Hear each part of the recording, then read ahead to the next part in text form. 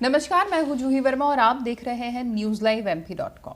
और जब से उपचुनाव की हम बात करें, जब उपचुनाव पूरे हुए और बीजेपी की अब प्रदेश में स्थिर सरकार बन चुकी है, उसके बाद से ही जो विधायक निर्दलीय थे या दूसरे दलों के थे, यानी बसपा सपा के थे, उन सब के मिजाज बदले हुए हैं। आप सब समझ चुके हैं कि हमारी जो बखत कांग्रेस सरकार के समय पे थी वो काफ़ी हद तक कम हो गई है, क्योंकि अब बीजेपी सरकार उन नंबर्स के साथ विधानसभा में है जब उन्हें किसी बाहरी सपोर्ट की ज़रूरत नहीं है। और ऐसी भी कोई संभावनाएं निकट भविष्य में नज़र नहीं आ रही कि कुछ इतने विधायक इतनी बड़ी संख्या में तोड़े जा सकेंगे कि कांग्रेस फिर से एक और उपचुनाव करा पाए, क्योंकि कांग्रेस को जो डिज़ायर्ड नंबर था, जो उम्मीदें थी उपचुनाव में, उनका प्रदर्शन बहुत ही उससे ज़्यादा खराब रहा है। सिर्फ 9 सीटें जीते। अगर कांग्रेस 15 से 18 सीटों के बीच भी आती तो शायद आने वाले समय में फिर अस्थिरता के आसार होते, पर ऐसा नहीं हुआ। तो उसके बाद से जो दूसरे विधायक हैं उनके सुर बदले हुए हैं, खास तौर से रामबाई के, जो बसपा से विधायक हैं, पथरिया से चुन के विधानसभा पहुंची।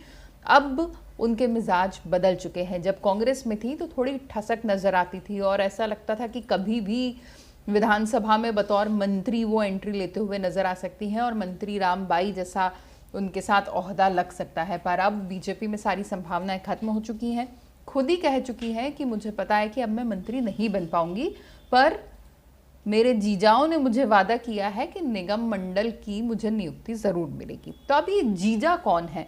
वैसे राजनीति में रिश्तों का कोई अंत नहीं है, बहुत अलग अलग रिश्ते बनते हैं। यहाँ पर भैया भाभी मिल ही जाते हैं। जब से शिवराज सिंह चौहान सत्ता में है तो मामा मामी जैसे रिश्ते भी मिलने लगे। ज्योतिरादित्य सिंधिया के भी कई रिश्ते हैं, उनकी बुआएं राजनीति में है, उनकी मामी राजनीति में है। तो बुआ, मामी, भैया, भाभी, भाई साहब, इस तरह के बहुत रिश्ते थे।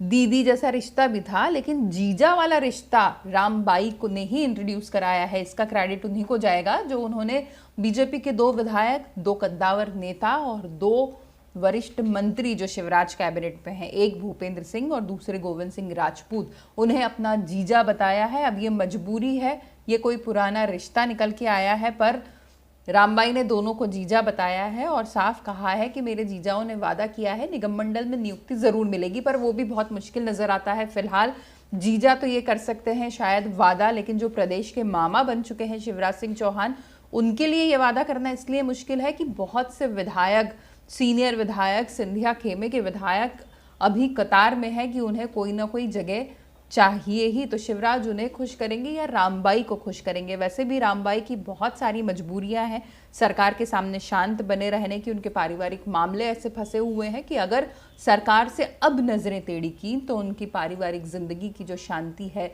वो कुछ हद तक कम हो सकती है, घर में उथल पुथल हो सकती है। तो बेहतर है कि सियासत और परिवार दोनों शांति से चलते रहें। और ये सोचकर रामबाई शायद अपने तेवरों को कुछ नरम कर रही हैं। अब उस तरीके से आंखें नहीं दिखा रही सरकार को जैसे पहले मंत्री पद के नाम आने पे दिखाती थी। अब देखना यह है कि नए रिश्ते जो बनने का सिलसिला शुरू हुआ है, वो जो रिश्ता जो नया है वो किसी पद तक पहुंचा पाता है या फिर बस इसी तरह के नए रिश्ते बनते बिगड़ते रहते हैं अगले चुनाव तक। नमस्कार।